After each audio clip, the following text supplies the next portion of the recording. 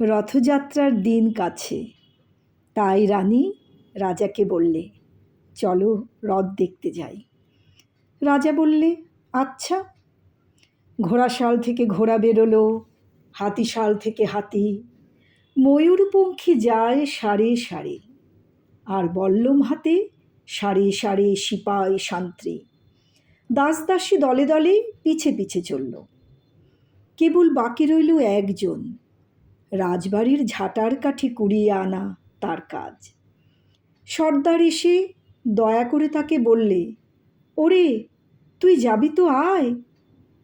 সে হাত জোর করে বললে, আমার যাওয়া ঘটবে না। রাজার কানে কথা উঠল, সবাই সঙ্গে যায়, কেবল সেই দুঃখীটা যায় না। রাজা দয়া করে মন্ত্রীকে বললে, ওকেও ডেকে নিও। রাস্তার ধারে তার বাড়ি।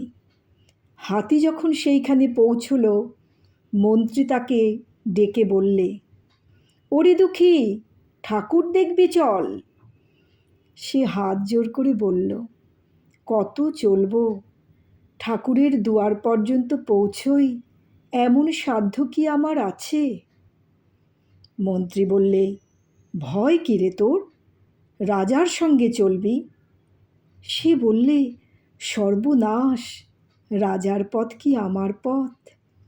মন্ত্রী বললে, তবে তোর উপায়, তোর ভাগ্যে কি রথযাত্রা দেখা ঘটবে না? সে বললে, ঘটবে বই কি, ঠাকুর তো রথে করেই আমার দুয়ারে আসেন। মন্ত্রী হেসে উঠল, বললে, তোর দুয়ারে রথের চিহ্ন কই?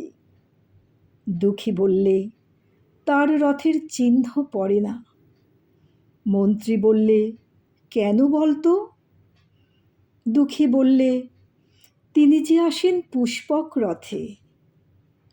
মন্ত্রী বললে, কই রে সেই রথ? দুঃখী দেখিয়ে দিলে, তার দুয়ারের দুই পাশে দুটি সূর্যমুখী ফুটে আছে।